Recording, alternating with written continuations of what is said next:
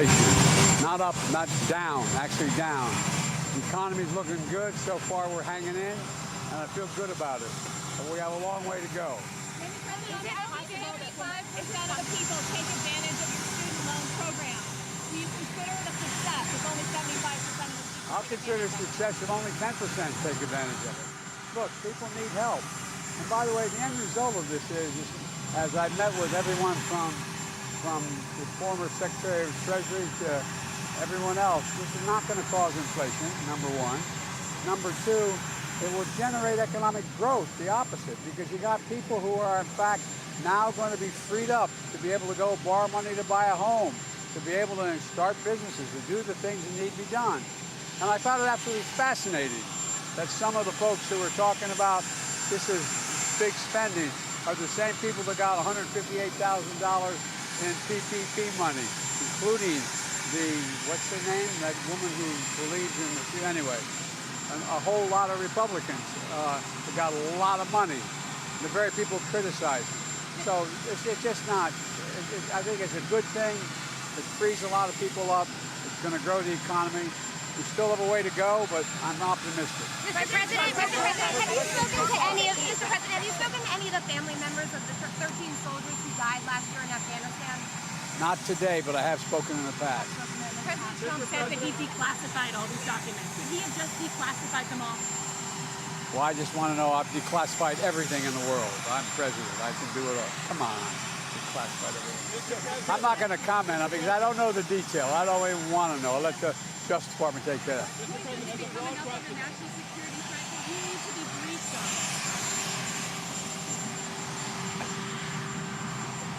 Mr. President, in simple terms, is it ever appropriate for a president to take home with them classified and top secret documents? Depending on the circumstance. For example, I have in my home a cabined off space that is completely secure. I'm taking home with me today today's PDD. It's locked. I have a person with me, military with me. I read it, I lock it back up, and give it to the military. Without a specialized area in which to declassify documents, is it ever appropriate for a president to bring classified and top secret documents home with them? It depends on the document and it depends on how secure they're bringing it. Semi-fascism. What do you mean by semi-fascism, sir? In December, you will... You know what I mean. Mr. President, Angola just had a peaceful election 2 days ago, and everything went good. What is the view of Mr. President? Because you recently announced $2 billion investment for Angola, which everybody's very excited. Your comments on that? That answers the question, doesn't it? You think we'd give $2 billion if we weren't excited about what happened? Mr. President, thank you. How's the first lady feeling? How's the first lady feeling? Still recovering. She's still positive?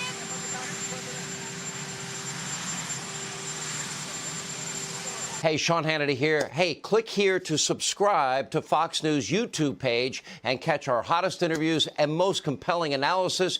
You will not get it anywhere else. I'm at a loss for words right now. I do not believe that this is the same person we're talking about. Brian Belizaire, stunned to learn about the surprising past of his neighbor here on Mount Pleasant Street in Derby. The AP reports Derby police are working to confirm that StevenHoffenberg, the Ponzi schemer and Jeffrey Epstein mentor, was found dead in an apartment earlier this week. NBC Connecticut has not independently confirmed that. Like completely different end of the spectrum, if you will, from the person I interacted with, from what you're saying. I mean, just seemed very humble, very quiet, very low key. But I didn't, you never know people is what this is really telling me. You never know who you live next door to. The AP detailing the 77-year-old's efforts to once buy the New York Post and then was sentenced to 20 years in prison for one of the country's largest Ponzi schemes. He reportedly admitted to swindling investors out of $460 million. Hoffenberg later claimed Epstein was the architect of the scam, though he was never charged in the fraud. Epstein died by suicide in jail in 2019 while awaiting trial on charges that he sexually abused dozens of girls. Hoffenberg was released from federal custody in 2013, and neighbors tell us he moved in here in the last year or two. Derby police say they were called for a welfare check at the apartment earlier this week. When the cops knocked on my door saying, hey, do you know your neighbor? People has been trying to get in touch with them for weeks and no answer. So that's when I knew something was wrong. But Shaq, I want to come to you down at MarALago because I know the former president now is responding to the release of this now redacted copy of this affidavit. That's exactly right. We've seen 3 individual posts from the former president. 2 of them were audio posts, 1 an actual statement from the former president. And, it's mirroring what we've heard from him before. In direct response to the affidavit, he's saying that it's heavily redacted. That was the first comment that he made. He said nothing mentioned on nuclear. We know that some of the early reports after the initial August 8th search said that some of the documents received were connected to nuclear weapons. He's saying there that nothing in the affidavit is mentioned on nuclear. And then he went on to attack the judge in this case. The judge that was presented with this affidavit decided that there was enough probable cause to have that search at the FBI facility, at MarALago based on the FBI affidavit there. But in the audio feed, in the audio recording that the former president posted, one thing that he also said, and I'm looking at my notes here, he said they could have talked to us. They could have taken anything they needed. And one thing that we learned from the affidavit is that there were exchanges between the FBI and members of the DOJ and the former president's team there. So some things that the president's saying in these comments, in these audio comments, are already disputed by what he's actually attacking right now.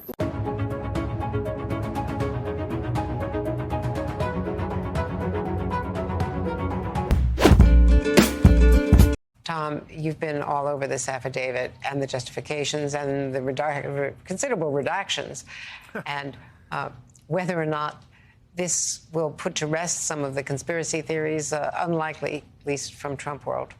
Well, I think, Andrea, to first key in on your point about the redactions, it's a 38-page document, but a couple of those pages are tied to a letter that was attached as an exhibit from Trump counsel. So in reality, it's even less than that. And of that, 21 pages, by my quick count here, approximately 21 pages are redacted in part or in full. So there is a lot of information here about this ongoing federal criminal investigation, the potential subjects of which we still don't know. And that's not surprising. We weren't going to find that out today. But we still don't have a lot of information as to why this investigation is occurring. You and others have well laid out here the potential ramifications with respect to national security in these documents. I think there's several other things that were unsealed as a result of today's action, specifically federal prosecutors' arguments for these documents to be released in redacted form if they were released as well. One thing I think I do want to point out is that there's a footnote in one of those documents I just referenced. It said the court has noted that disclosure of certain information pertaining to physical aspects of the premises could negatively affect the Secret Service's ability to carry out its protective functions. So clearly there's some information in here that has to do with how MarALago is secured, and we've seen numerous references to that in the search warrant. Namely, the FBI agent who signed off on it said that the MarALago facility and where these documents were believed to be was not at all the type of facility that should house these type of documents. Another thing I noted in the search warrant is that on the initial 15 boxes that were provided to the National Archives, they noted how kind of day-to-day notes and memos, the types of things that former President Trump might write out or might pass to his aides and other top government officials. When you look at those type of things that were included in the boxes, among them then were these highly classified, top secret type pieces of information that were just mixed in. In other words, there was really no system for delineating what might be day-to-day notes, a note to an acquaintance or a friend or an aide, versus these really sensitive documents that are clearly the focus of this federal criminal investigation. So they noted that how these things were kind of just mixed together in the boxes and not clearly delineated. So I think that's probably another area of concern for them. Those were just a couple of observations that I had in a quick look at these pages, but the devil is in the details, and we'll continue to comb through it.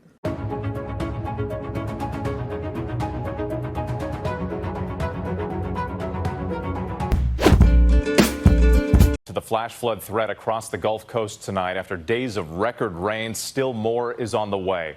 Mississippi in the bullseye. This home in Canton surrounded by water. A new round of heavy rain today in Jackson County. Highway 489 in Newton County, Mississippi, closed until further notice after part of it was washed away. Tonight, a flood watch remains in effect from Texas to the Florida Panhandle. Rob Marciano standing by to time this out for us. But first, ABC's Trevor Ault in the storm zone again for us tonight. Tonight, millions still on alert for flash flooding from a stalled system relentlessly dumping rain on the deep south. This frontal system is just not moving anywhere, so it is going to continue to inundate us with rain. This after more than 40 elderly residents and staff had to be swiftly evacuated Wednesday. The Peachtree Village assisted living facility outside Jackson, Mississippi, taking on several feet of water. Workers and families now assessing the damage. A new video showing the race to save livestock from neck-deep water in a nearby town. They also were rescued. The powerful floodwaters tearing up roads and highways throughout the storm zone. This is Highway 489. Look at what is left of it, washed away in these floods. And there's crews here now. They were out until 4 a.m. fixing other highways. The washout in Mississippi is America's second extreme rain event just this week.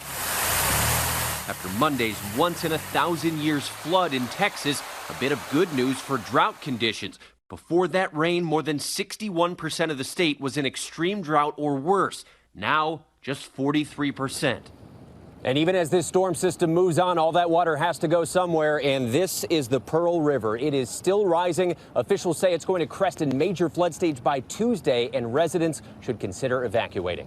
Whit. Another concern tonight, Trevor. Thanks.